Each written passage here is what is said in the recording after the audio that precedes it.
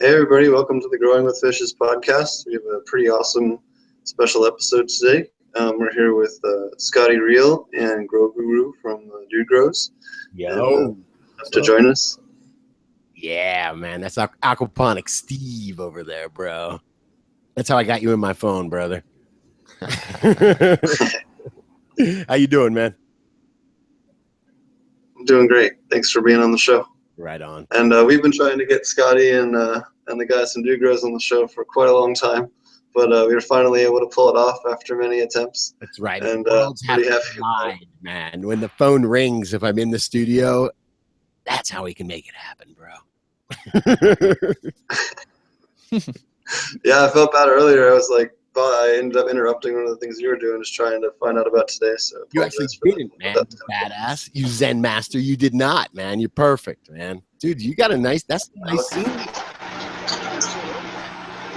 A nice greenery behind you. Yeah.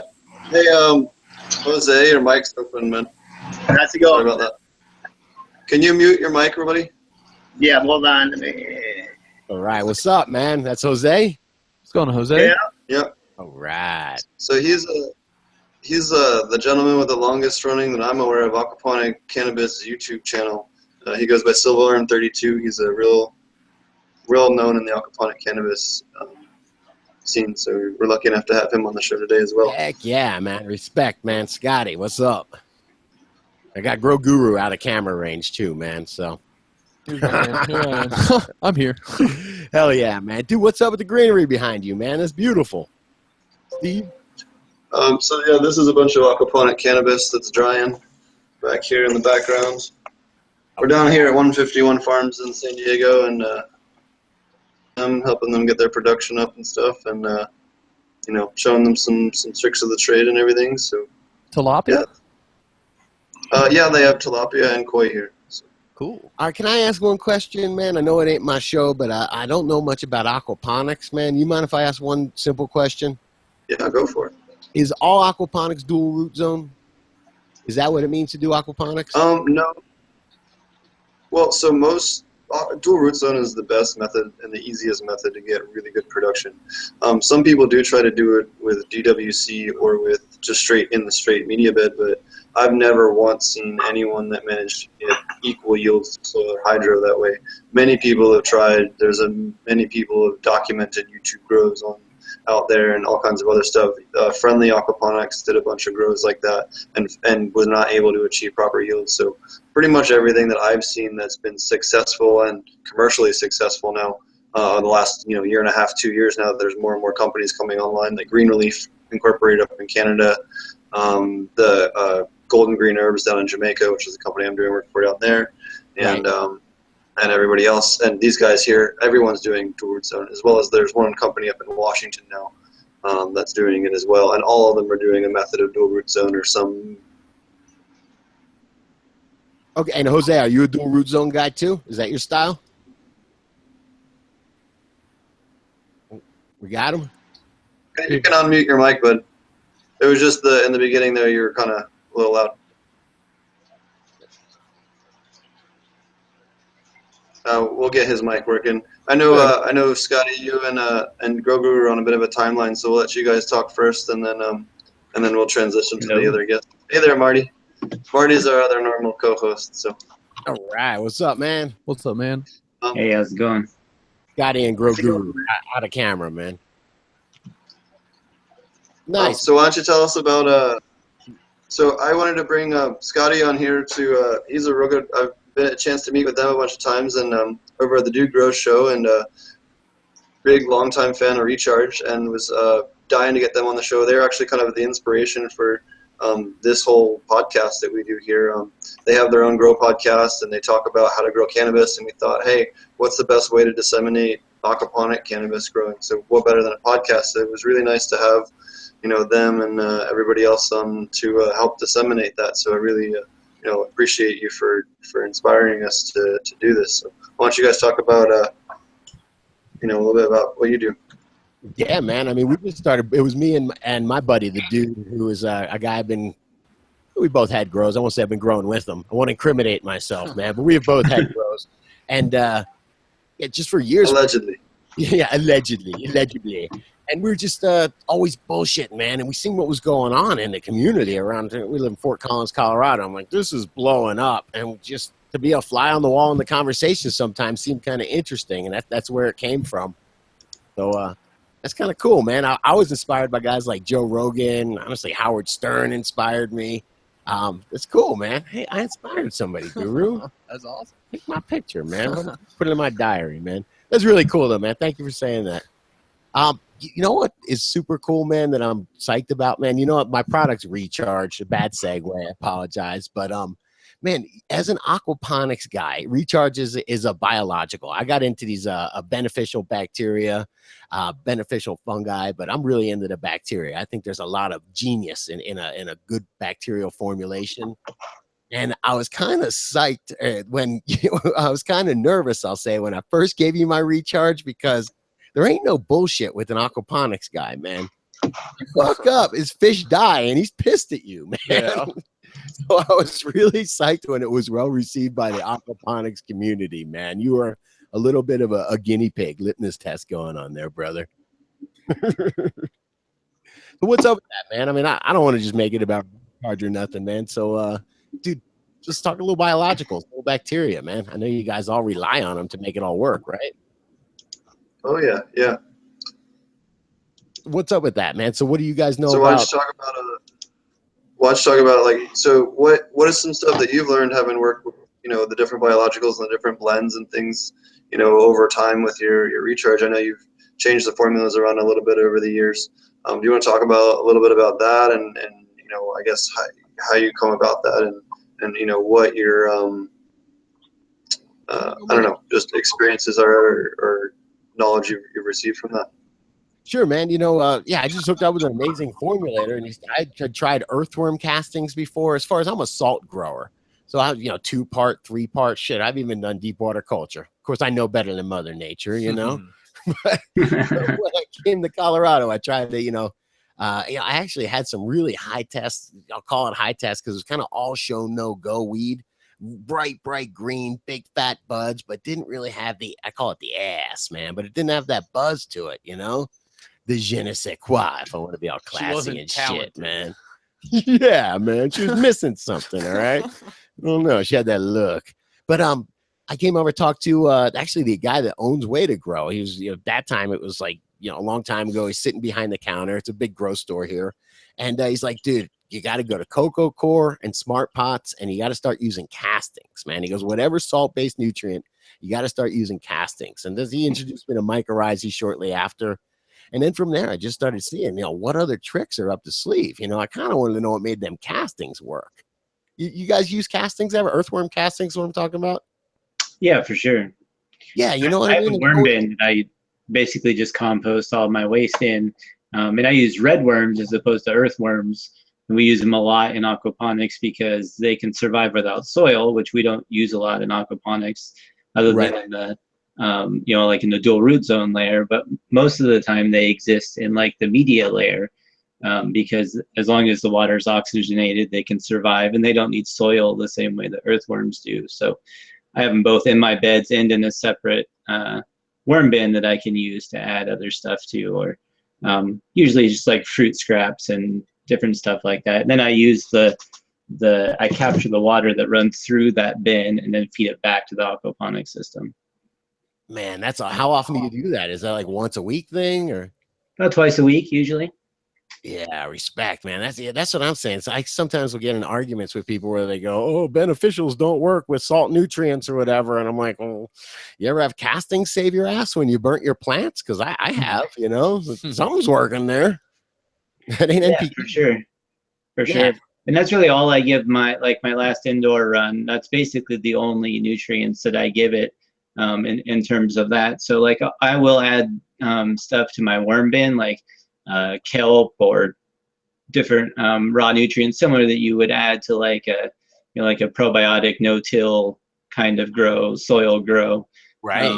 And different stuff like that. I've used other stuff like mammoth pea and but all my EM1 bokashi. I have a bokashi bucket in my kitchen so that I start breaking all that stuff down. So we definitely try to use like a variety of microbes to help make, you know, whatever nutrients available that we can. Yeah, that's pretty amazing. So where do you guys get your macros from? I get a lot of mine from myself personally from well water. My well water's actually got a lot of different nutrients in it to start with. But you know, we've seen people use everything from like azomite to if you have good quality castings, you actually can get a lot from those. And a lot of different, I guess, various raw nutrients, or not raw nutrients, but raw elements that you can feed to your microbial life that will then become available to your plants. And so it's I guess it's a balancing act for the most part in terms of for what I do, because you know, Steve adds a lot of nutrients and measures out a lot of stuff and does a lot of testing, as opposed to me. I do a lot of just sort of reactionary. So if I see a deficiency in a plant, then I'll dose it with something. And so that, I guess that's kind of the difference between what we do. So Steve might have some other ideas on what you could dose for macros in terms of if you're starting with RO water or something like that. You're not lucky enough to have access to well water that has a lot of that stuff on it. That's interesting, though, that just a tiny bit of well water, you know, that 150 ppm or something like that is enough to give you everything you need. That's interesting. As long as it's low magnesium. It's Huh. usually pretty Well, it just It just depends on your water that you start with. I mean, it's terrible for my house, right? Like my pipes and everything. Like I get calcium buildup, and like I clean my shower head like every 2 months because my fridge, the filter in it for the, you know, little water in the door wears out like, you know, 6 times faster than anything else. So for the most part, it's a downside, but for aquaponics and for growing, it's definitely an upside. So take advantage of it. Man, I was walking this morning. I woke up really early, and I live by this reservoir. It's kind of up near like a mountain reservoir, and it gets higher and lower. So now it's the time of the year where it's, you know, in the summer it's pretty low. And I was walking, and you can kind of see where it steps down, you know, where they drained, you know, 1 million gallons this time and 1 million gallons that time. And I seen just the most beautiful green little seedling popping out of there this morning. I actually took a picture of it. I was like, dude, this thing is completely like has all the nitrogen it needs. It has everything it needs, and the only place it could be getting it from is the water. And I looked, you know, what the water left, and then I go and I look a couple feet later. This is fresh water too, and there was like a one-armed crab dead there, and I was like, "There's a little nutrition going on there," you know. It's just a little crab meal. Yeah, and then you start thinking of like bird crab, you know, a seabird crab. It's really hot, you know what I mean? It's got a lot of nutrition. Well, it's because it's concentrated. It's because it's not supposed to layer the earth with it, you know, a little bit here, a little bit there. It's just so fucking interesting, you know? Cool stuff. Yeah, it is good stuff, man. It happens when you wake up early and you wake and bake, man. You start thinking. The other thing too is we do a lot of nutrient supplementation when we adjust the pH. So for example, when I adjust the pH, if my pH is low, I'm going to use dolomite, which is calcium magnesium carbonates, which is basically my way of dosing CalMag rather than using calcium nitrate and, you know, magnesium sulfate. Magnesium sulfate is perfectly usable in aquaponics as well, but it's basically using more natural mineral salts or natural occurring minerals or that kind of thing. Yeah. Using those instead of, you know, using synthetic or petroleum based, and, you know, there's a wide range of different nutrient supplements that you can use. It's just a matter of avoiding high nitrogen, avoiding high zinc, avoiding certain like things like saponins that you'd find in yucca extract, for example.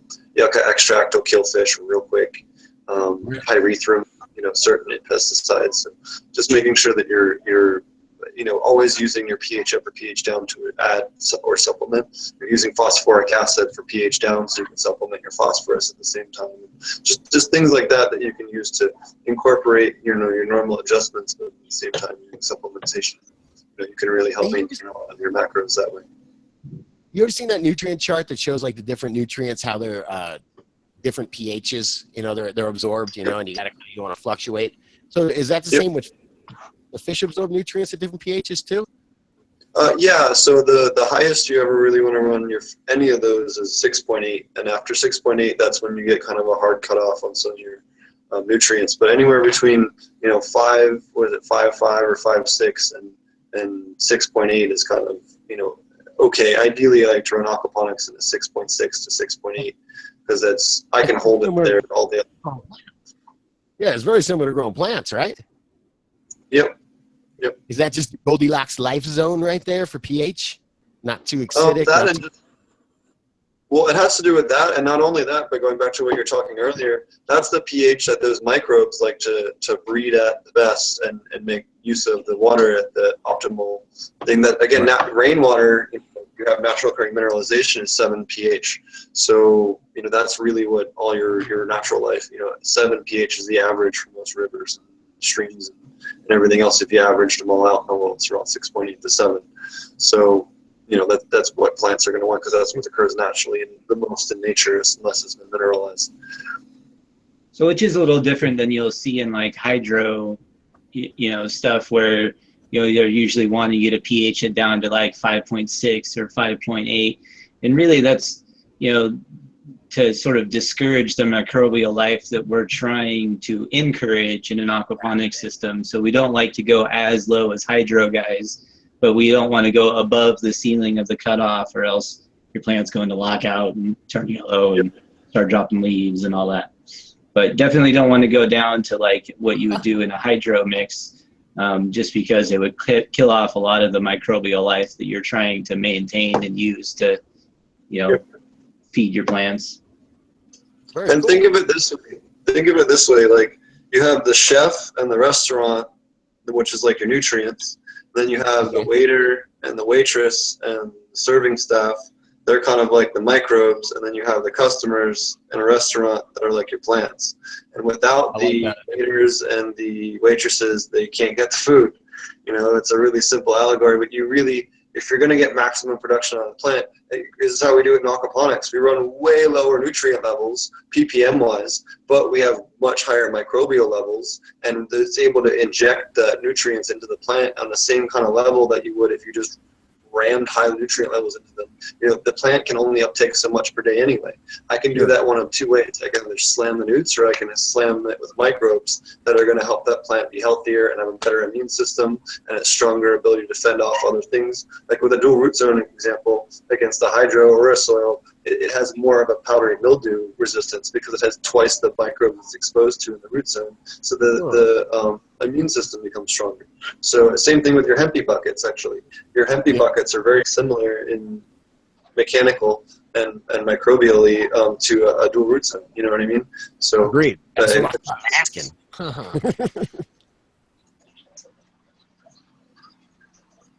Very cool, man. Very cool. Well, I don't know. I'm out of material, man. Hook a brother up, man. What do you got? I was just going to say, Grow Guru, do you want to tell us a little bit about what your background is and a little bit about what you do? Yeah, man. He showed up on my doorstep 3 months ago, and I said, "You're hired." Actually, 2 years ago, your ass told me. When I wait, where's your doorstep? Up in Fort Collins. He came over to a party we had, a little DGC event we had a couple years ago. No, it was the actual cannabis. It was actually the cup. Yeah, okay. And he said, "Man, I got 2 more years of college. I'm studying this, and I'm coming out, man." yeah, man. Respect, man. And then I got out here. Now I guess I've been out here about 3 or 4 months. Sure. But back home, I studied environmental horticulture with a focus on sustainable fruit and vegetable production. Say it backwards now. Minored in greenhouse management, and then took a fair bit of entomology stuff. So I asked him the facts, major land grant university on the East Coast. I'm gonna keep it quiet on which one that was actually at. So. Yeah, man. But anyway, he drops a little science every now and again. We want to know why. I sprinkle it in. Absolutely, man. It's good to have you, brother. So with that in mind, since I guess you help out with some of the DGC questions and stuff, what's the craziest questions, like top 1 or 2 or 3 questions you guys have been asked over there at DGC? Because I know I've gotten a couple really loopy ones that I just had to reply privately in email to. So you guys have any good ones? How many teaspoons are in 8 ounces? Yeah, that was a good one.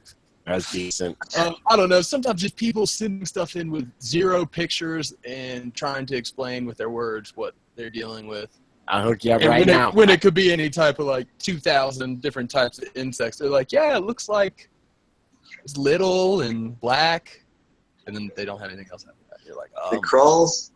yeah, I need some pictures of that. I love to it. even or be there ideally. Right. You know what's funny is I was there back in the day, though.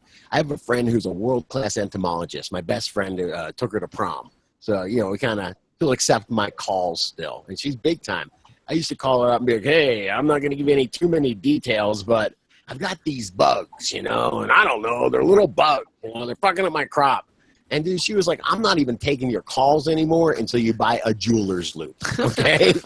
You have to invest $6 on Hey, we've Amazon in a upgraded. We jeweler's got a loop. microscope now, so Yeah, but I mean, there is a certain amount of responsibility, personal responsibility on yourself.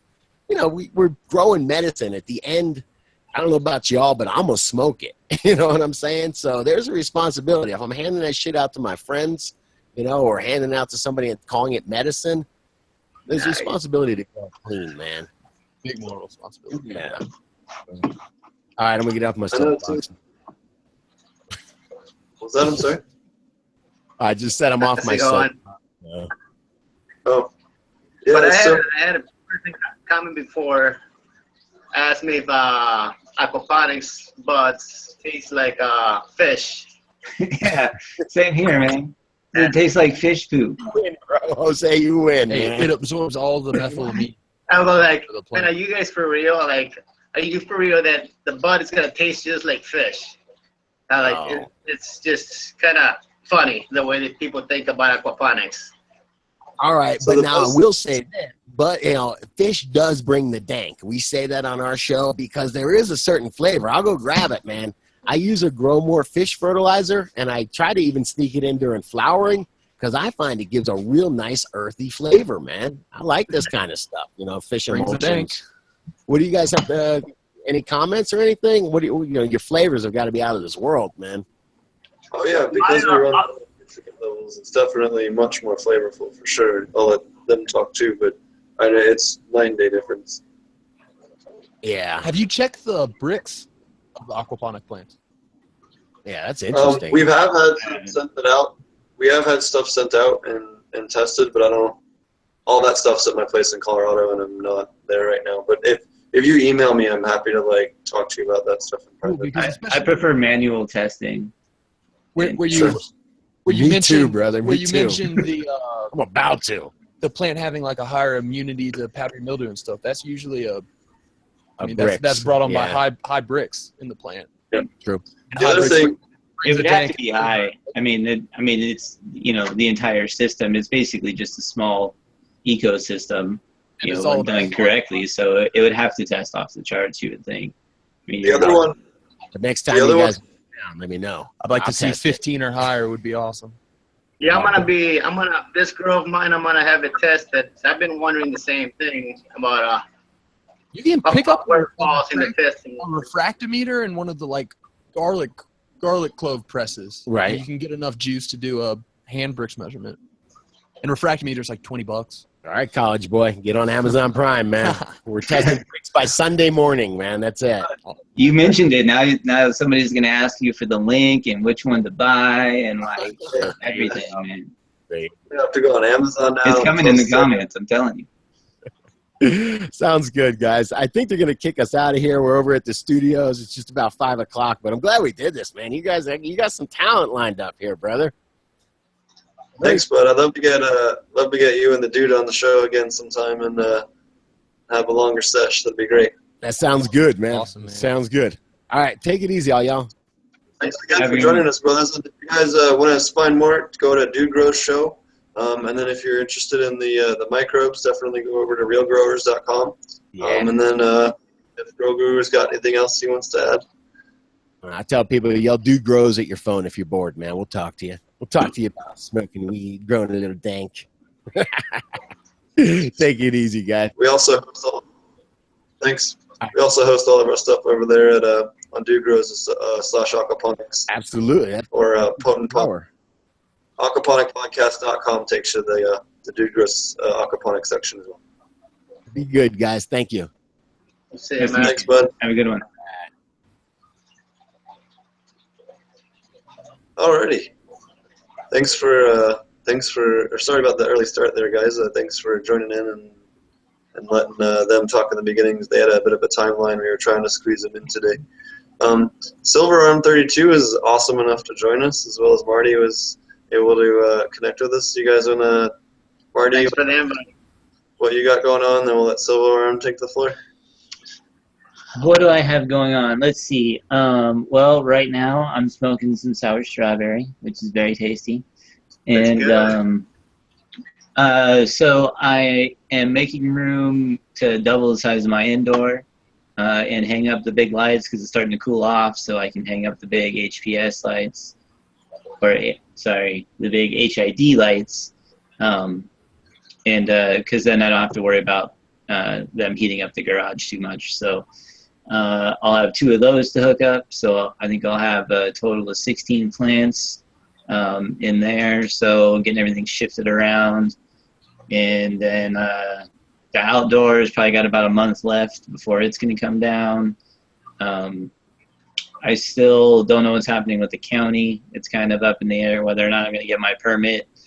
And the lawyer that I'm consulting with basically begged me to not put up any more YouTube videos of it, at least until we figure out what's going on with it. So, so yeah, I posted a couple of pictures. That's about it. So you can check those out in the Aquaponic Facebook group if you want to see those. But yeah, other than that, it's going pretty well. Not too bad. Like I said, I think I talked about in our last show, we had a couple of pH lockout issue, which were gotten over, and buds are forming nicely and everything now. And the outdoor looks great. Steve, I sent you some pictures of my soil grow, and it's looking really good. So I'm excited for that.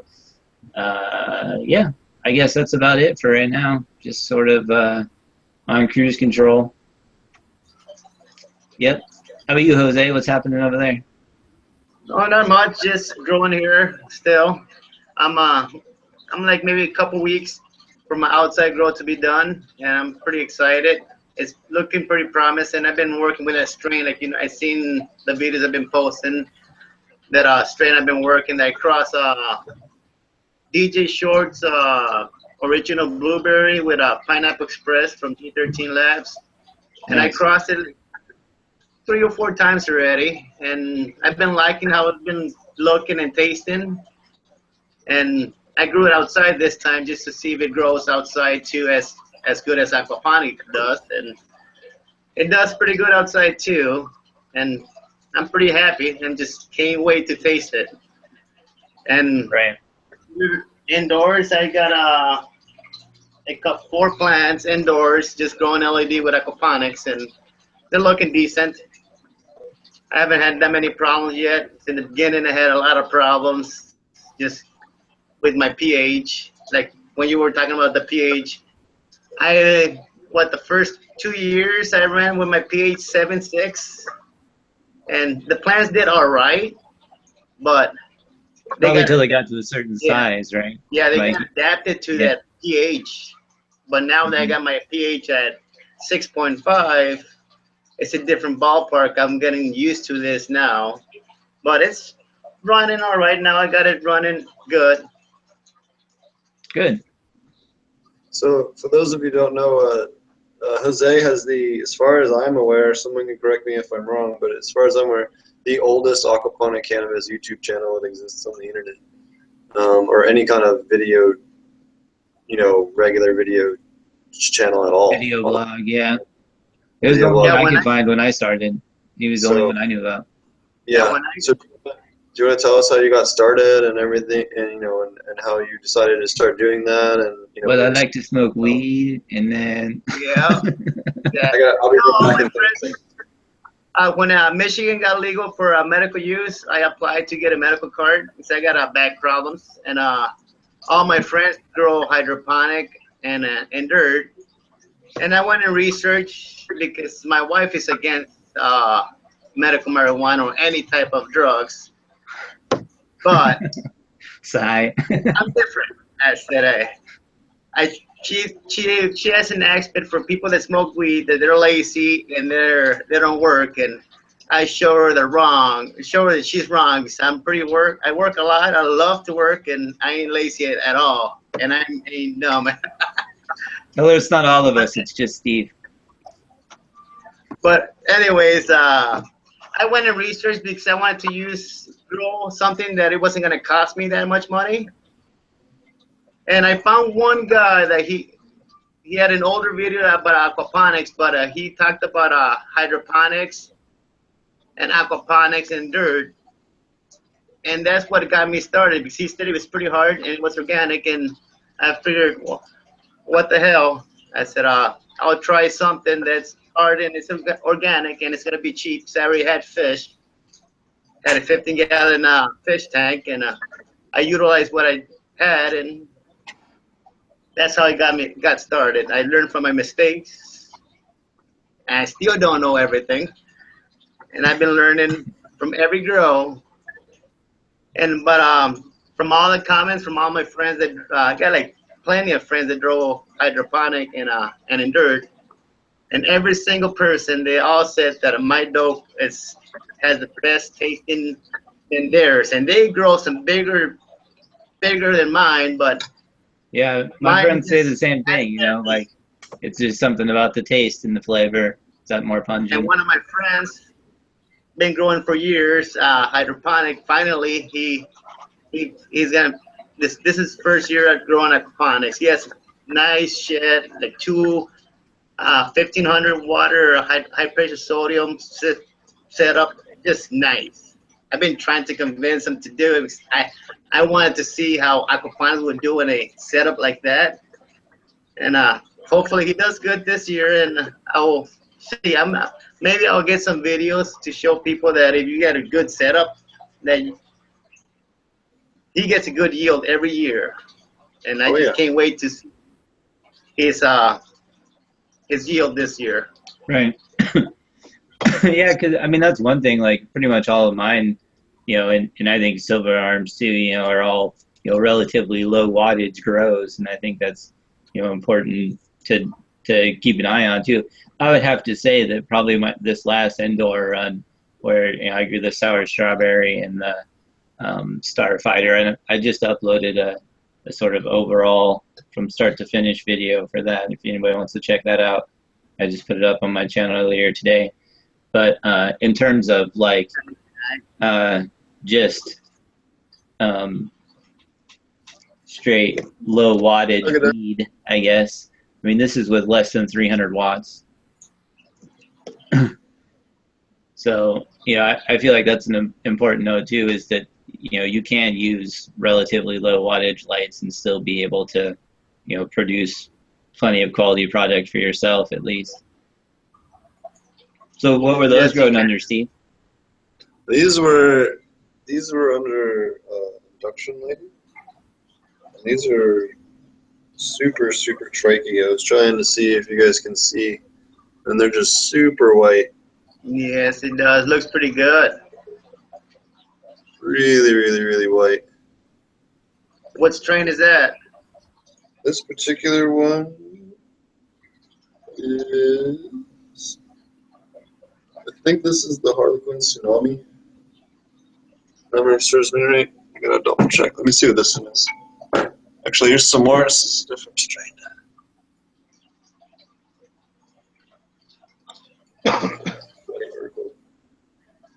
But I've been convincing, looks nice. Convincing more people about aquaponics that it's healthier. And do you guys flush in your system? Because I do not flush at all, and I have more than one person asked me if I flush in aquaponics. I said I do not flush, and yeah. The only thing that I stopped doing is like the last 2 weeks I don't feed any worm tea. But you can't really call that a flush. I mean, I still feed the fish the same amount. I don't really cut back on that or anything else. So, I mean, there's really just not much that you can flush out. You know, for the most part, you know, the system is consuming most of what it's creating. So as long as your nitrogen cycle is relatively on, you know, you're going to add some fish food and it's going to spike up and then consume it back down anyway. So it's not like you're you know, in hydro, you're dumping in all kinds of nutrients all at once and forcing them through the plant every week or so, you know. So I don't see it having the same kind of buildup. So I've never flushed anything, and it tastes amazing, and I have no complaints. So I don't personally. Steve, maybe you do, but I don't know. I was just gonna say I don't flush per se, but what I do is I cut back and I only do potassium silicate and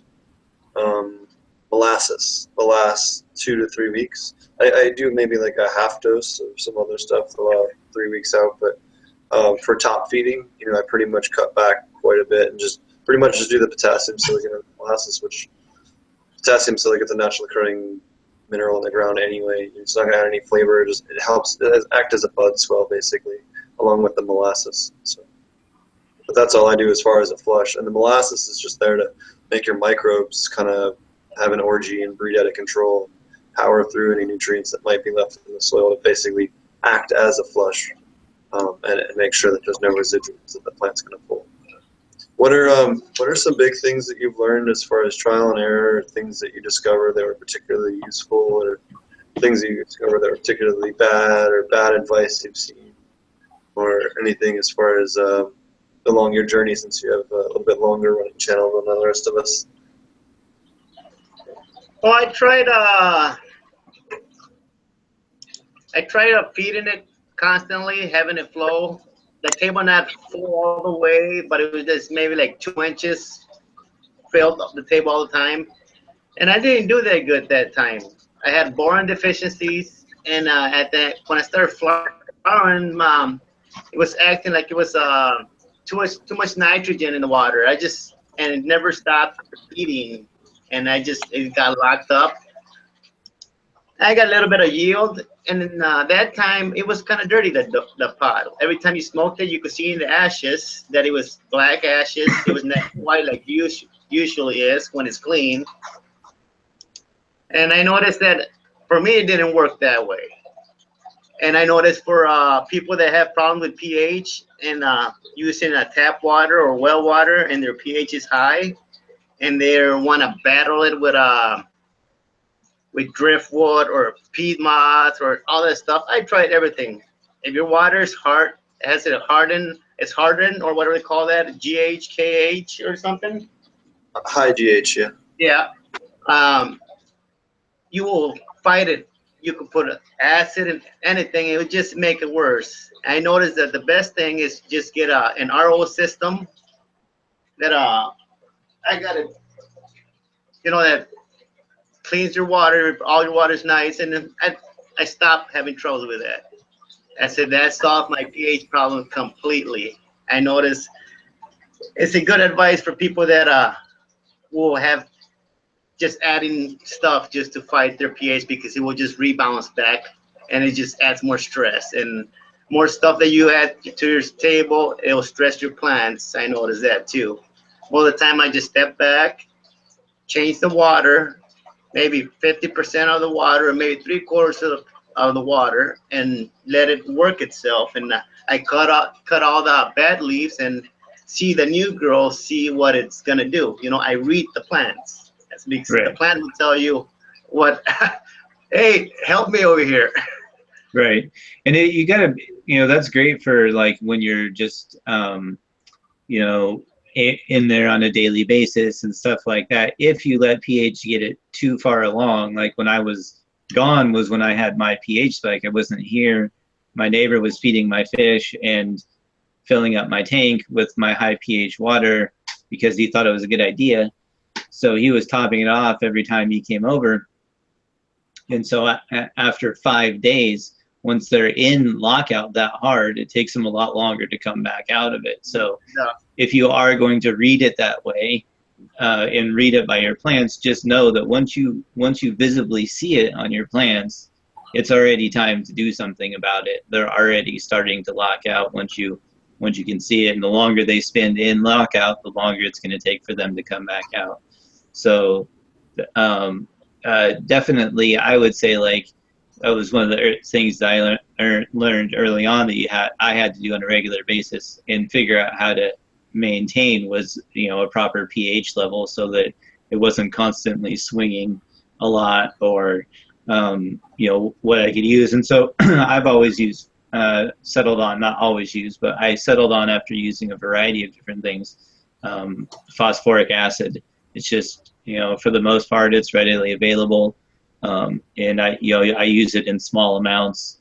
I add it a little bit at a time. So it might, like, let's say if I just filled up a tub of water right now, or a tank of water with my well water, it'd be like 8.5, 8.6, right? So it's going to take me probably, you know, if I have fish in there, then it's going to take a lot longer to bring that down.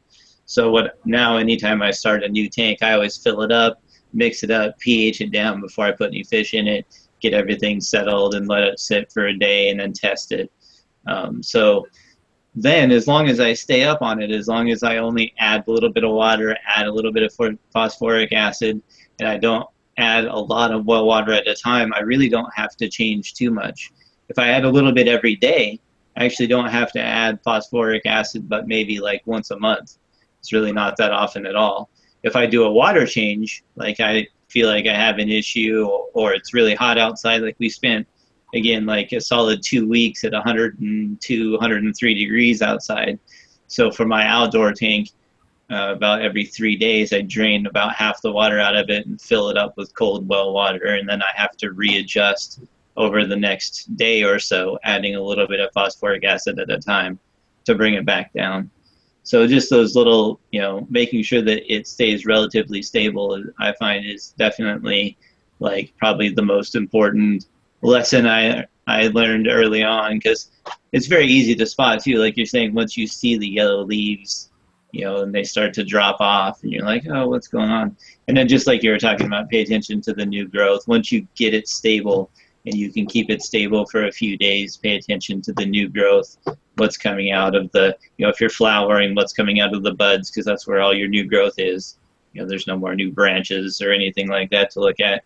And if you're in veg, obviously the health of the new leaves that are coming out of the new tops and branches that are forming, you know, is what you need to pay attention to there. A lot of leaves, once they start turning yellow, are not going to turn back once they get to a certain point.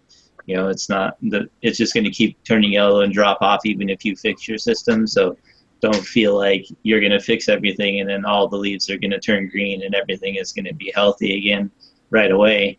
You're outgrowing it. So that would be my pH spiel, I guess. Just if you're going to be reading your plants that way, then do that. But you know, I try to test mine about every 2 days, regardless of what I'm doing. It's just kind of a good thing to keep an eye on.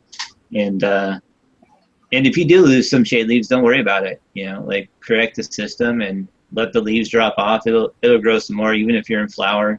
You know, basically, as long as your new bud growth is looking good, then, you know, obviously it is what it is. You might have lost some veg time or a little bit of stacking or whatever else, but, you know, still just going to smoke it. Still going to taste good. I agree.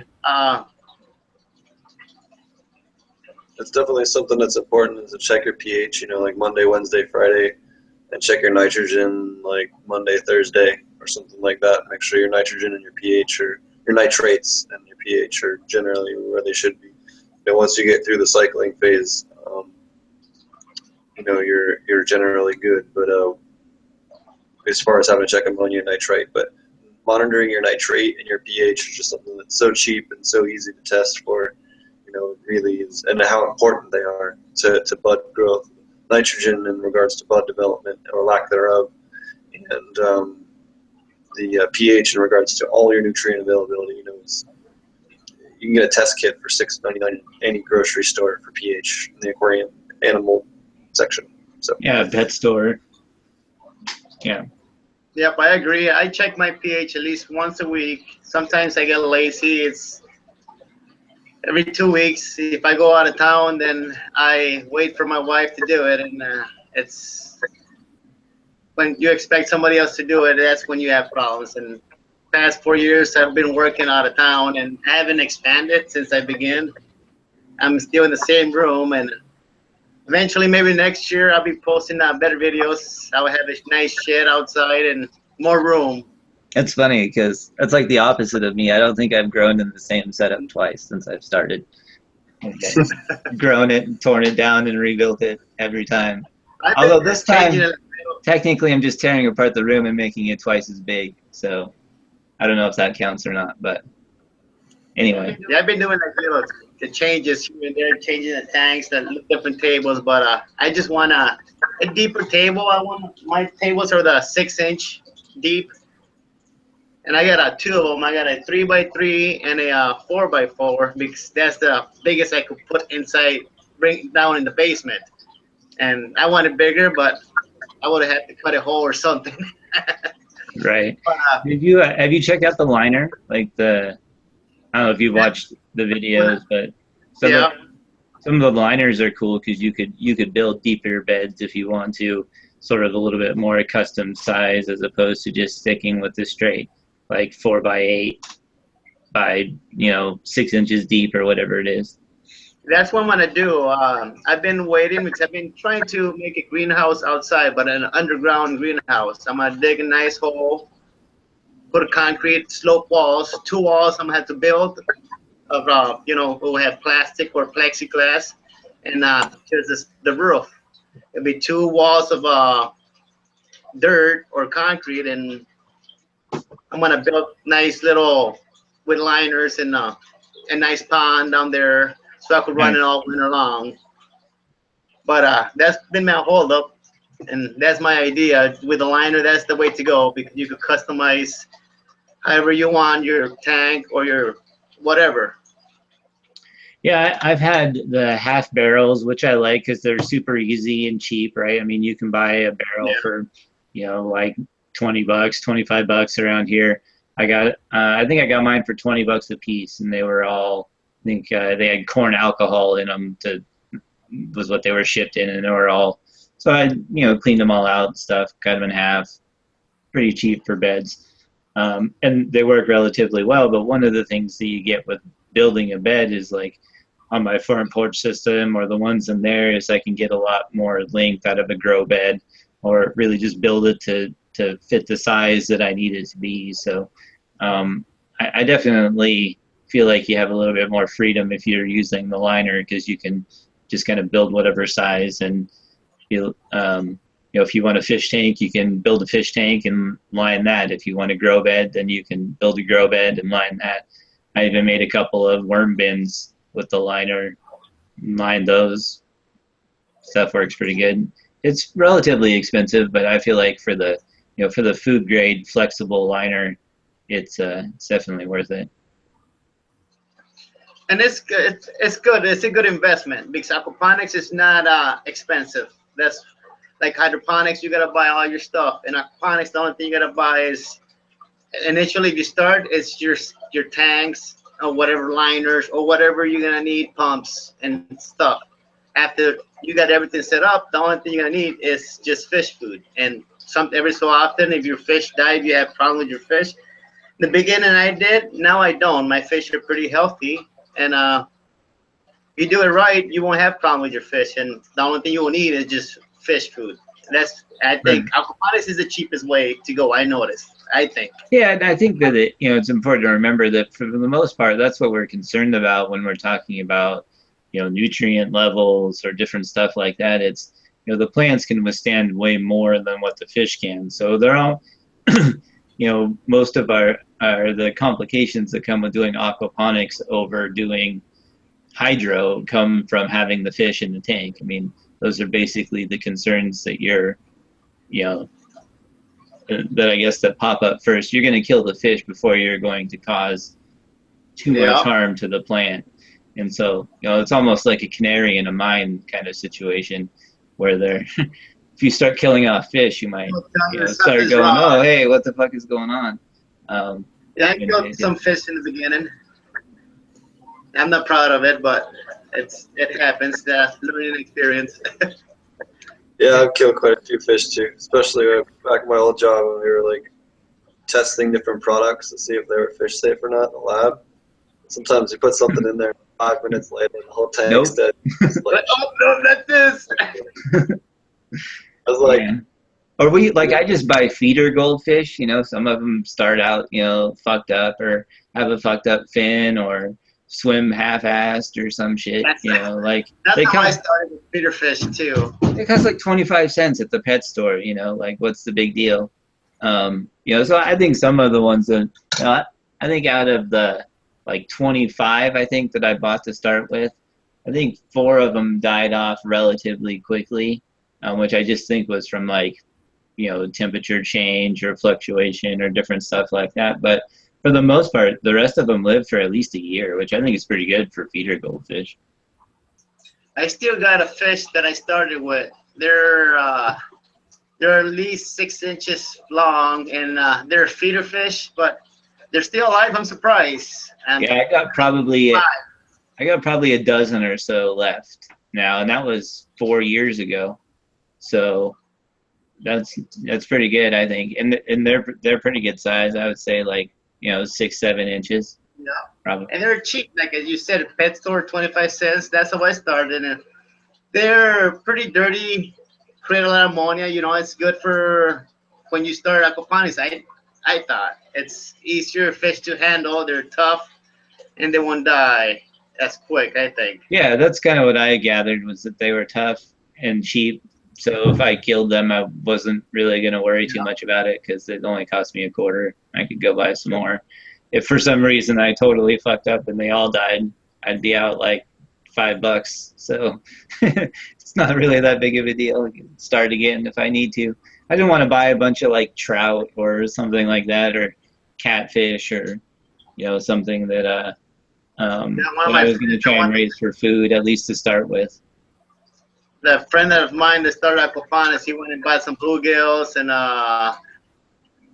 trout, and he's gonna buy a little bit more. And I told him it's good. That was a selling point that tell people in aquaponics, that do aquaponics, that you could kill 2 birds with 1 stone. You could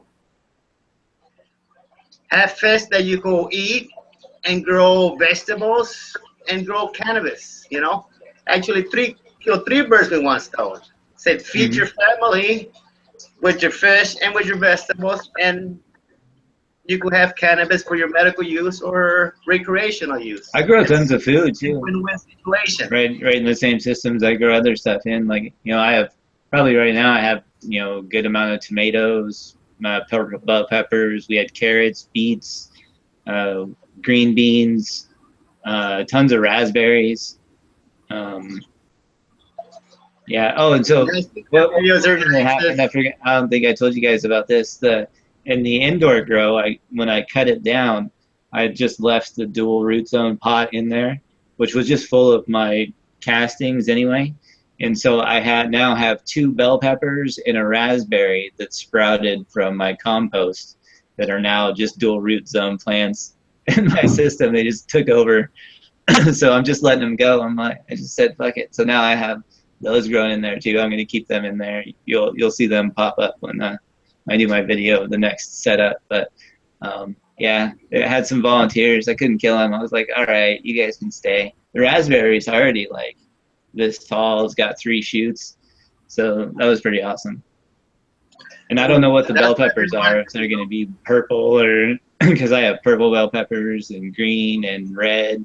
So who knows what it's going to be. Plus, it might just be one we bought from the store. So it's kind of a mystery.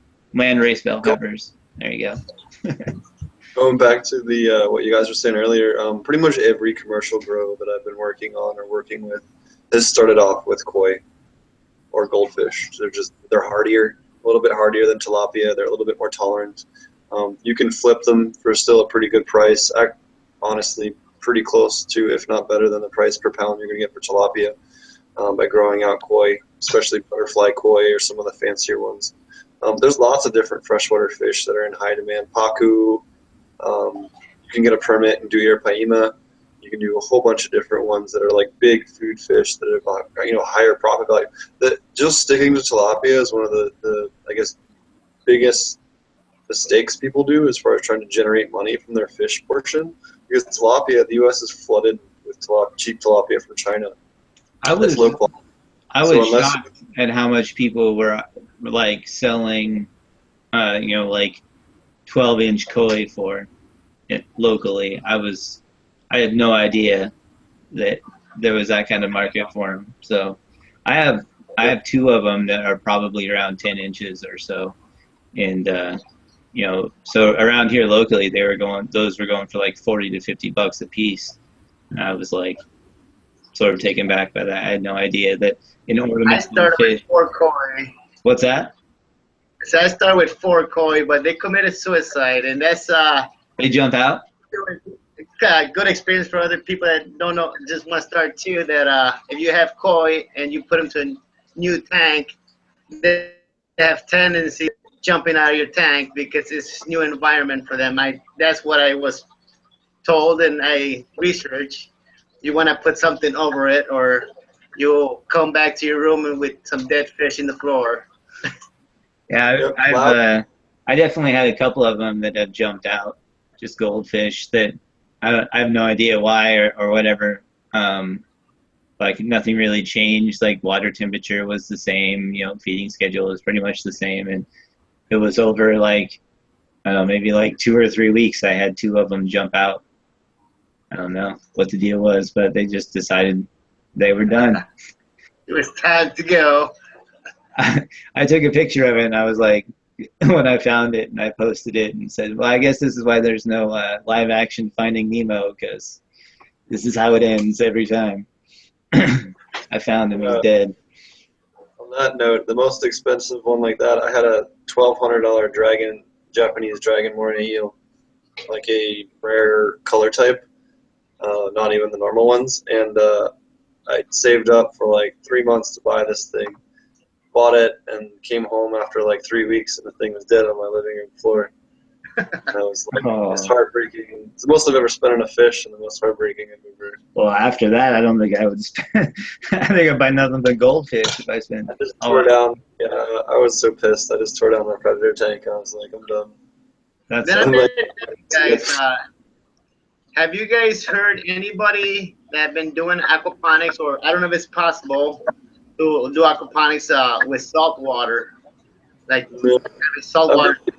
nori with fish and like a saltwater aquaculture system and doing like seaweeds, but the problem is that the seaweeds don't really filter water the same way that you can get with plant roots, and unless you're going to do like so the other two ways I guess that I've seen like an aquaponic setup, I guess in saltwater, if you want to call it that, is I've seen really big saltwater tanks that have like a tide pool. They call it a tide pool tank or a tidal tank next to it, or a grass bed tank, and basically it's like a bunch of seagrass in a system that filters through, or a bunch of mangroves. But the issue you have a lot with mangroves is mangroves have a lot of flatworms and stuff that they introduce, and that can be detrimental to your corals and fish. The more times with saltwater, it can get pretty crazily complicated because of parasites and stuff with certain plants. It gets infinitely more complicated quickly. I don't know, there's no high salt crops. I know that some potatoes have been done in salt water or brackish water. I think some onions have been done in brackish water. I know there's a handful of crops that can tolerate like. I've been thinking I about think there's some cabbages too. just to see what it would do. I'm one of those type of persons that I like to try stuff and just see what it happens. And I've been thinking about trying it. I was always curious if you could like grow kelp, you know, because if you could grow kelp that you could then grind up to feed to your freshwater system, because you know that's something that people, you know, feed a lot of times anyway. So, you know, it's almost the same. So, but I've never really looked into it. I don't know if you know. I know, like Steve was saying, it doesn't really have roots or grow and filter out like the ammonia and stuff that you wanted to in the same way. So I'm not sure that it would be the same type of setup. It would be more like a saltwater tank that you added kelp to. Like I think you'd still have to probably maintain it in all the same way that you would normally maintain a saltwater tank. Yeah. So I don't know if you would gain an advantage of growing the kelp in it. Does that make sense? The kelp would function as a nitrogen sponge the same way that plants would. It just, you'd have to grow so much more that I'm not sure if your water volume to tank volume, or your water volume to like fish ratio would be kind of crazy in order to absorb enough for even like a small harvestable amount of fish consumption. It'd be kind of crazy. Mm-hmm. But you'd be best off trying to find some saltwater crops that'll produce, of which I can't think any of. I'm sure there is. I think there's some saltwater tolerant taro or something like that. I could be wrong on that. It's been a while since I've tried to work on anything like that. I haven't played with saltwater that much. Me neither. That one day I was just sitting here smoking, and all of a sudden it just came to my head. I said, you think it might doing salt water? It might work.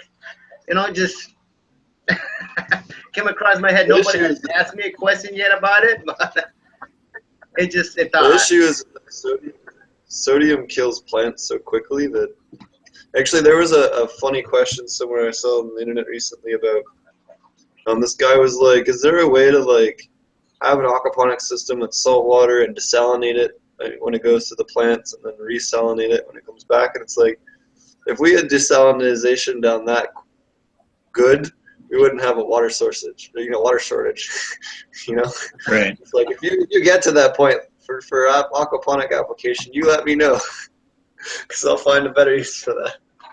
They're just kind of funny, you know. People get so pigeonholed trying to accomplish one little thing, and they don't realize that like it hasn't been accomplished even on like a grand scale. It's just funny sometimes, you know, with some of these newer, especially eco-friendly technologies, people get kind of these very interesting views on how they should work or how they do work. It's kind of funny. Did you try running a pump with a small nuclear fission reactor? Right? No, I didn't. There was that kid that built a nuclear reactor in his garage a couple years ago. Yeah, he was cool. He actually has he's working on one that they think they can run in space that runs on molten salt, which is really cool. You guys should check that out. But yeah, obviously, I think that you know, the desalination and resalination and all that stuff just sounds like you know, not only a pipe dream but like a pipe nightmare. Like, I don't even know why you would. Yeah. We have problems just getting the water to come out of sprinkler heads, like outputs right now. Like, can you imagine trying to deal with the clogs on that system? Like, you know what I mean? Like, whatever that filter unit would guarantee to be clogged with that. I think I saw that post. It was all because he wanted to raise salmon. But you can do that with an aquaculture system and just do a water change. You know what I mean? Like, there's no reason. Same thing with like some of your shrimp species. You know, there are also ones up there that, you know, so a lot of your shrimp species need a brackish or salt water for a portion of their lifespan. One of the other things I forgot to mention, there was a question last week, and I wanted to bring it up real quick before I forget. We had a guy ask, he is colorblind, and he wanted to know what kind of options are out there if you can't do the normal titration tests for ammonia, nitrate, pH, and all that stuff. And there's actually a couple different companies. There's a company called Hanna that makes these cool little Hanna checkers, and they range anywhere from $14.99 to I think like $100 and everything in between. And all of those give a digital readout and are really good for that kind of stuff. And give you, you know, you can be completely colorblind and get a really good digital reading and digital output on it. You just have to make sure you're not using EDDHA iron, which, like we were talking about earlier with the pH and the lockout. If you're different chelates, which are what help make the mineral available, for lack of a better description for what we're talking about, operate and break down at different levels in order for the plant to make them available. And if they break them down too much, then things don't become more. If the pH is too high, it locks them up and they can't come out. That's why, for instance, DTPHA works better than other type forms of iron. But going back to my original statement, EDDHA will affect those refractometer style testers. So if you are doing, you know, colorblind, don't use EDDHA iron. Make sure you're using DTPA. But you should be anyway. But just something else to touch on that can give false readings with those color chart and color meter style testers. Yeah, Have you, I think, readout is probably the only option. I can't think of anything else that would work that I've seen. It's pretty much either color-based or digital readout. And so if you're going to go digital, make sure to get, plenty of the calibration solution and calibrate it often so that you don't, have poor testing and maybe take a baseline of your tap water so that, you can also, make sure that it's going to be, about the same and use it to test and make sure that it's calibrated correctly. That's pretty much the only advice I have for digital meters is that, you got to calibrate them or eventually they will fuck up, basically. Yep. That's the biggest thing with pH meters. Make sure, every 2 to 4 weeks, depending on your type of meter, you're recalibrating those probes. I had another question for you, Silver Arm. What's your favorite strain so far that you've found? You've been growing a little bit longer than us. Well, I don't know, but definitely publicly longer than us as far as AP style. What do you mean, a stream? Like what varieties of cannabis have you liked the best? What names of cannabis have worked the best for you as far as yield in the aquaponics? I grew New York Diesel from from Soma seeds, and that did pretty good in aquaponics. The one that didn't do good in aquaponics, I noticed it was Ultimate. That was the only one that did not like aquaponics.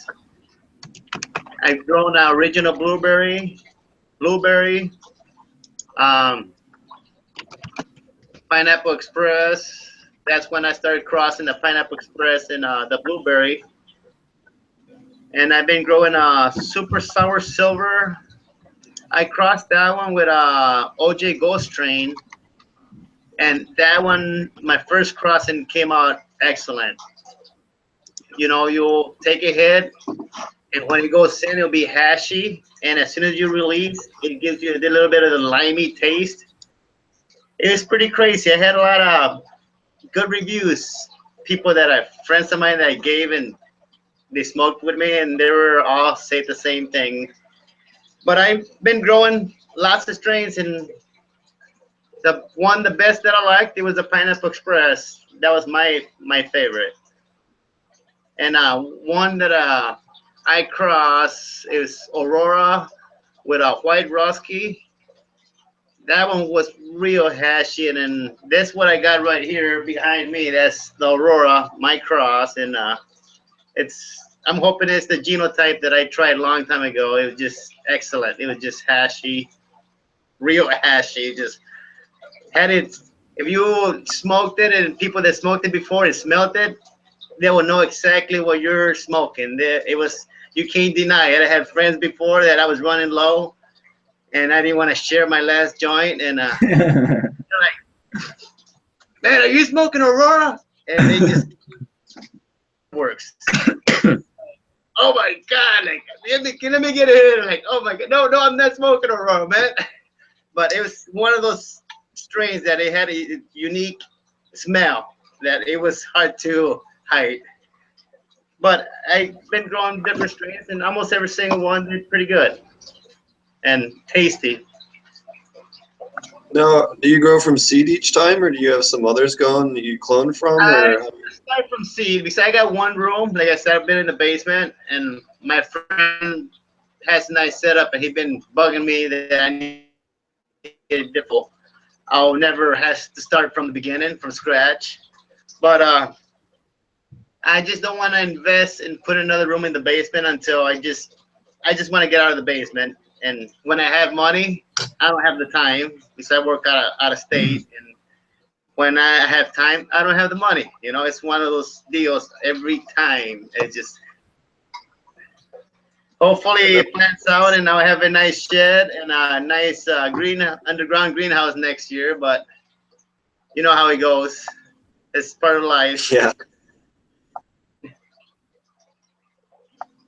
So what do you like to, what do you use for supplements in your system?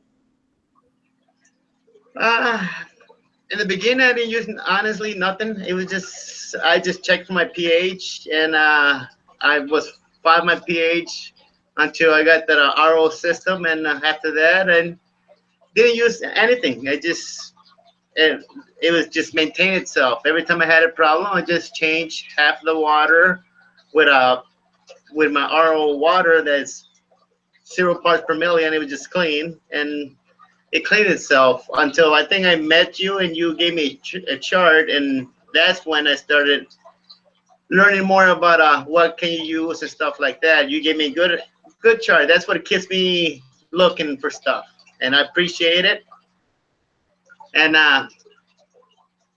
ever since, that's when I started checking for stuff more often. But in the beginning, it was just I threw some fish and made it work. And like people that seen all my videos, you could see when I started, it was 2 glass fish tanks with a Tupperware, or it was simple design. It just ghetto, but I made it work. Small buds, but eventually it just grew into a little bit better, a little bit better, a little bit better. But it's not there yet.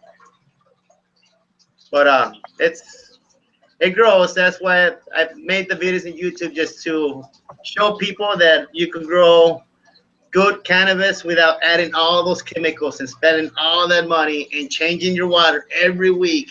Because I was gonna do hydroponic. All my friends kept telling me, "Oh, you gotta do hydroponic." Then I researched it, and I went and hang out with them, and I seen that they gotta change their water once a week or twice a week or whatever, and add more chemicals. And then I thought that wasn't for me.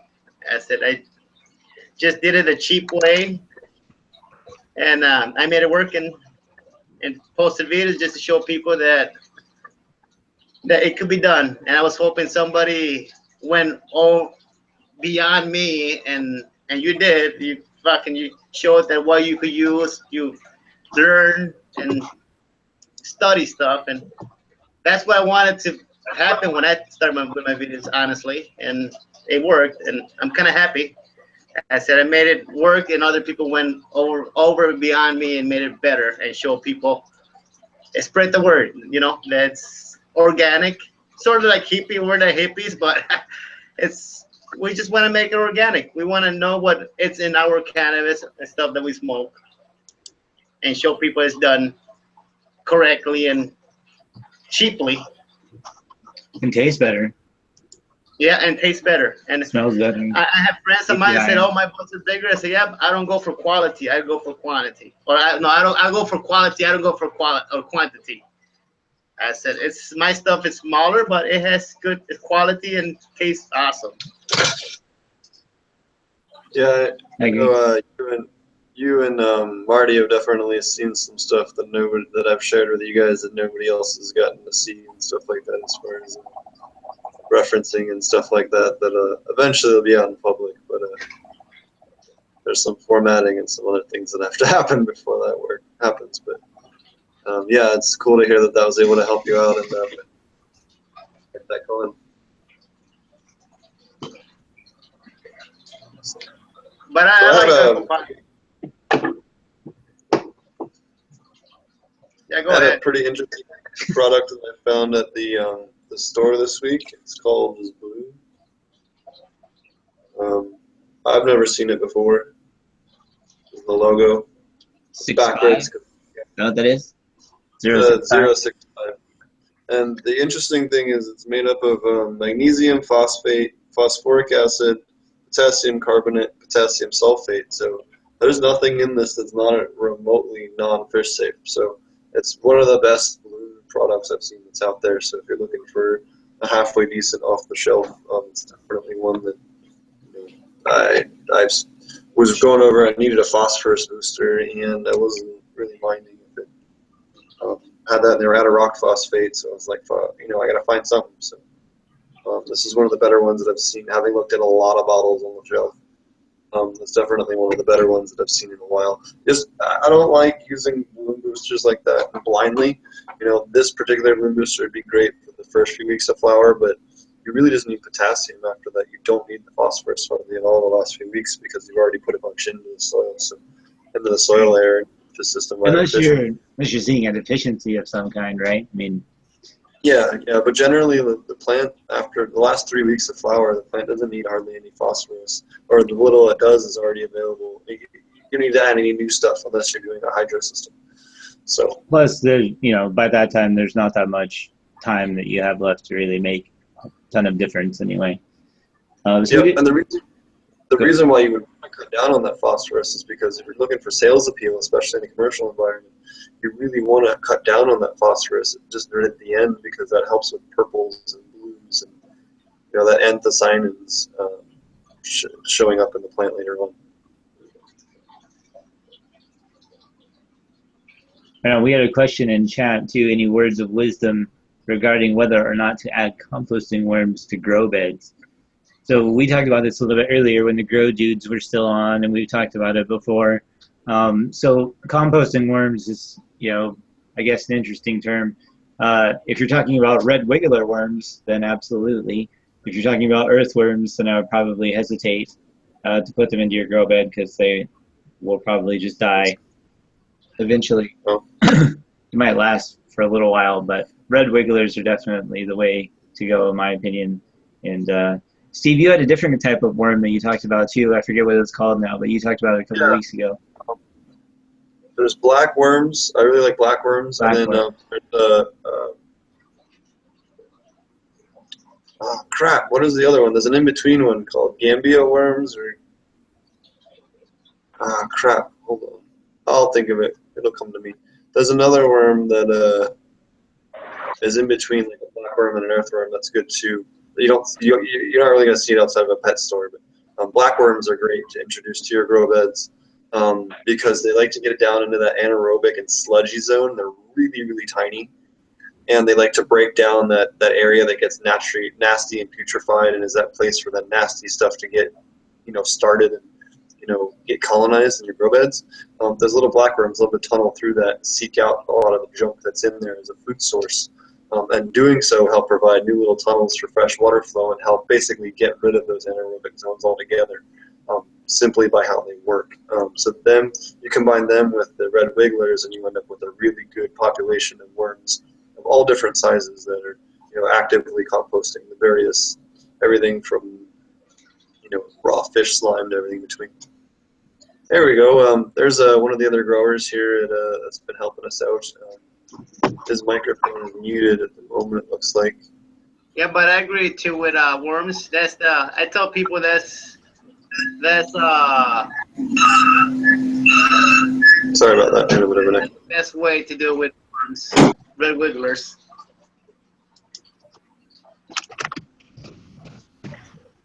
We'll get the other grower on here in a second. I was trying to get him on earlier, and we were having some technical issues. So he was. His microphone's muted, so we'll have to unmute his microphone on his phone there. There you go. Yeah. Sorry if I killed it with the feedback there. No problem. All right. Grower at 151. I'll let him introduce himself and talk about a little bit about his experiences growing in aquaponics. Oh, thank you. I'm here at 151. This is actually my first experience. He's sitting in front of some of the harvest examples. I'd never seen anything really like it. But I did notice a lot of things different, definitely than growing in soil. Primarily the amount of beneficial bacteria and the importance of individualized nutrient testing. Our nitrates were out of control. But basically everything on the farm that was on aquaponics was kind of nutrient locked. Everything that I was growing in soil was flourishing, but the rest of the farm wasn't. And within just a couple of weeks of Steve being here, I learned more about aquaponics than I thought I even needed to learn to adequately grow on it. So even increase the potassium intake on my just put some potassium in the water for my soil gardens, and it's taken off as well. So if anything, I can at least attest to his expertise in the field, because I'm still learning by the day, primarily with Steve as the counsel. But results have been really, really good so far, and I think on the next go around we can definitely increase the productivity, the bud size, and just have everything really dialed in rather than having a large novice garden. You can't really hold him that tight. And that's pretty much been my experience. Right on. Had you ever Can you, somebody else's grow, or how did you find out about it? Can you move to a different spot real quick? You're getting a little bit of feedback there. Yeah. Yeah, why don't you tell them a little bit about your background and how you got employed here and all the different contests you've won and everything? Well, primarily, I was born and raised in Oklahoma, and as Okies, we grow. So I was used to gardening for food, and like I didn't really realize that people bought vegetables at a grocery store until how country it was where I grew up. I've done some interesting things, like milk-fed pumpkins to grow really large ones. But it kind of got away from me for a number of years. You know, they teach you in life, you don't want to grow up and be some poor fucking farmer. So went to college and all that. I was an accountant for 10 years and just got tired of how the real world works, I guess. So I quit and went back to farming. Accidentally ended up in cannabis because my cousin was growing. So I learned a lot about hydroponics the first year with him. But then the last house that I lived in, I had a really nice front yard, big beautiful jacaranda tree, but just a boring lawn. I tore it up one day and planted a vegetable garden, called the place Purple Tree Farms. It's just constantly just covered in purple petals from the jacaranda, and randomly ended up nominated for the county fair by, I guess, at least 5 of my neighbors. And as far as I know, I'm the first and only person to sweep the county fair in all 8 categories at the for homegrown produce. And so I was in the top 3 of everything, and all the other farmers were asking me how big my farm was. I told them 200 square feet. They're kind of aghast, but I turned that into a consulting gig for urban farms, just encouraging everybody to tear up their front yard and plant vegetables. And ended up in a police raid. I wasn't even growing cannabis at the property. A year-long nightmare trial situation, and really the first gig I got offered as soon as a news article came out about my acquittal was here on this farm. Primarily, it's 151 farms. We plant 1 pound of healing herbs for every 5 pounds of food for 1 world. Realistically, the ratio is more like 1 to 51, because I grow a lot more food than we do cannabis. But I really kind of believed in the movement when I heard about it. It's interesting to bring cannabis to the table along with food production, because ultimately, to me, it's just a plant, and it should be treated as such. But I got my vegetable garden up and running in the soil beds outside, and they're just, like I said, they were flourishing. And meanwhile, I'm barely keeping the plants alive, the cannabis plants, because of a number of different things that I was just ignorant to with aquaponics, like top watering with nutrients. I'd keep my nutrients separate, and it'd be at a pH of 5.5 because that's what the plant's like. But meanwhile, they're getting bottom watered with the ebb and flow system, and wicking. We should have done a dual root zone, but didn't learn about those again until I met Steve. But basically putting the plants into shock every day by receiving their nutrients in a much lower pH water than what we keep for happy fish. And so by balancing that out, immediately produce better results. Getting a full water test done on all minerals instead of total parts per million. The individualized parts per million test is a host of knowledge in itself. It's different than what you would do for a sterile system like hydroponics, or what you would do for soil. So it's, like I said, it's been seems like 2 weeks have blown by, but at the same time, I don't think I've ever learned so much in 2 weeks. The plants speak for themselves, and that's how I've always done my gardening. Is I don't want to have to talk about any of my product too much. should speak for itself, and everything is speaking for itself now instead of a sales pitch. So hopefully it'll get much easier for the sales guy here at the farm too. Right on. That sounds good. Sounds like some good progress. Yeah, lots and lots of progress. Yeah, but he's got a killer soil garden here. It's got a ton of vegetables going on it. That fortunately the internet distance will not allow him to go film it. But I'll make sure I get a video of it up on the channel here before too long. You might be able to go to the IBCs, but I don't know if you can make it to the veggie, the tomatoes. I'm gonna try. If you lose me, it's because of the distance. But. Okay, he's gonna see if he can show it off.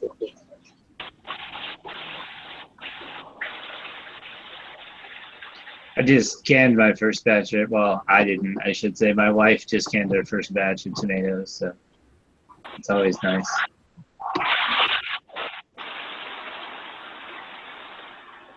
Looking good.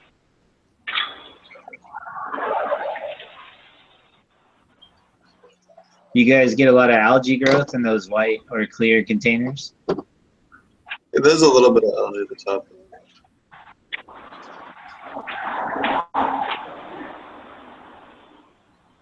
There's the tomatoes. Right on. Looking good. He's got a little aquaponic garden over there too. Although I think we're gonna lose him when he goes around the corner. For the kids, There's a lot of metal between.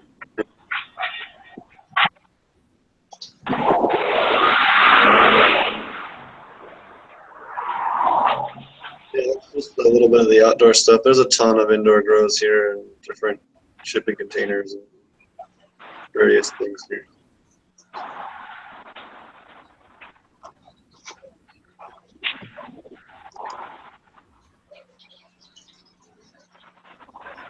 Yeah, it was cool that you could show us that off and everything. Yeah. But did you have anything else? Is there anything else you wanted to say, I guess, as far as being a newer person and coming into aquaponics? As far as, I don't know, advice or people transitioning from over? Oh, maybe he's got having audio issues. Might be having audio issues. His mic is muted. I was just trying to turn it down because there's some loud trucks driving by, so I could hear better. Is there anything else that you would recommend to newcomers coming into aquaponics? Might help them make their lives easier, or things you've learned, or experienced as someone more recently transitioning than the rest of us?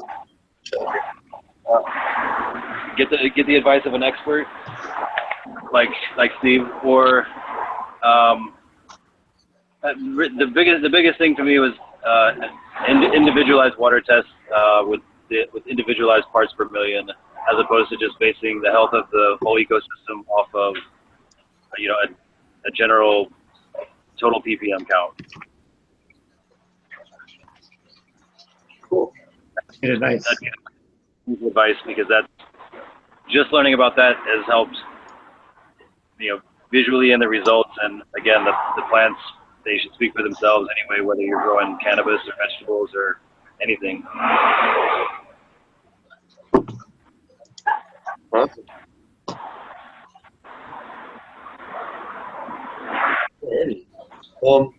So did I got some videos that I posted up. If anyone's interested, I got a bee video, a couple of veg videos, and a flowering room video. I guess that's just what I've been up to. I forgot to mention that at the beginning of the episode because we were in such a hurry. But yeah. What other topics did you have? I know I wanted to talk a little bit about Amendment 64 if we have a little bit of time still today. I don't know about you, Marty, or Jose, what your timelines are. Oh, yeah, I got to go water and stuff before dark, so I probably need to bounce pretty soon. All right. All right, what we'll do is...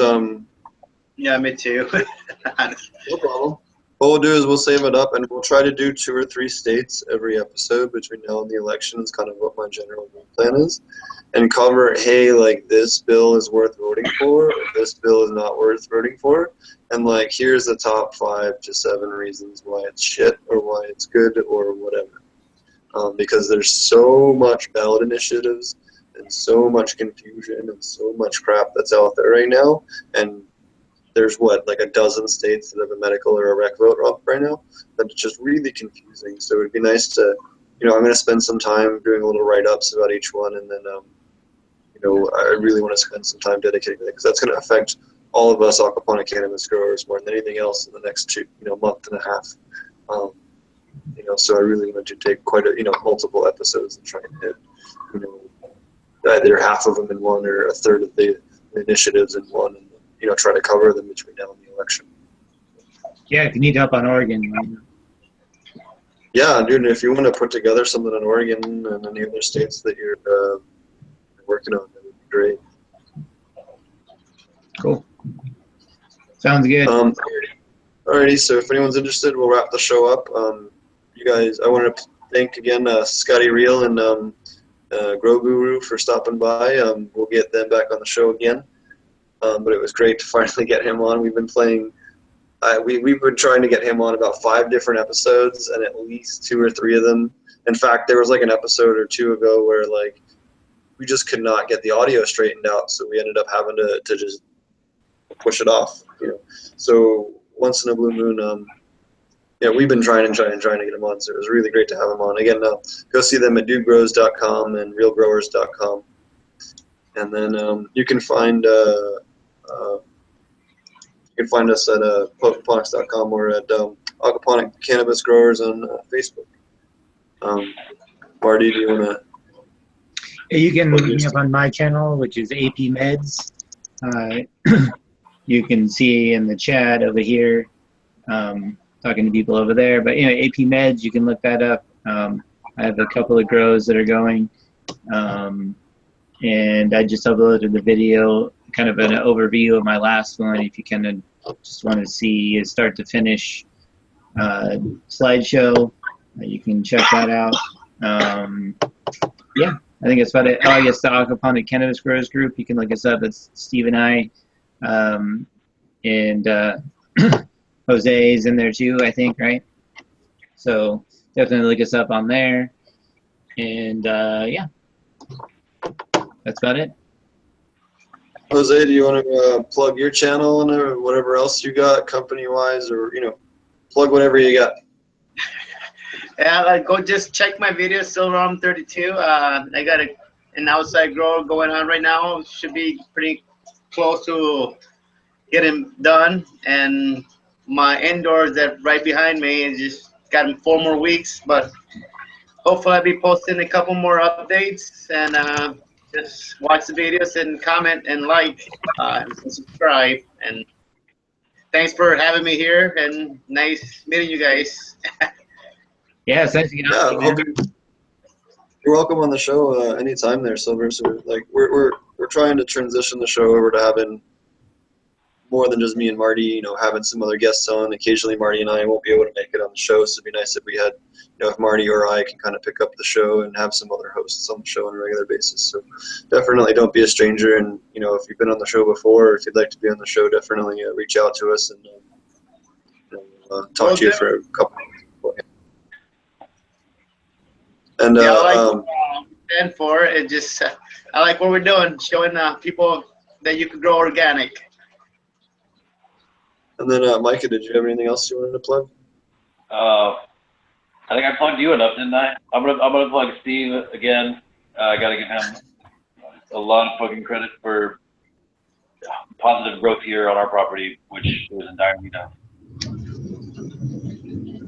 Thanks. Once again, thanks again to 151 Farmers for hosting us here. They were kind enough to let me. I was hanging out here doing some work and realized I was running late, so I just did the podcast from here instead of back where I'm staying. So I thought it'd be really cool to bring that up, and thanks again for letting us host here, and showing off their drying room and everything. It's kind of neat to host here. So.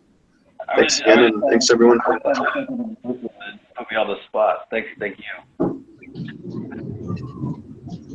All right. Cheers, everybody. Take care. Thanks for watching. See ya. See ya.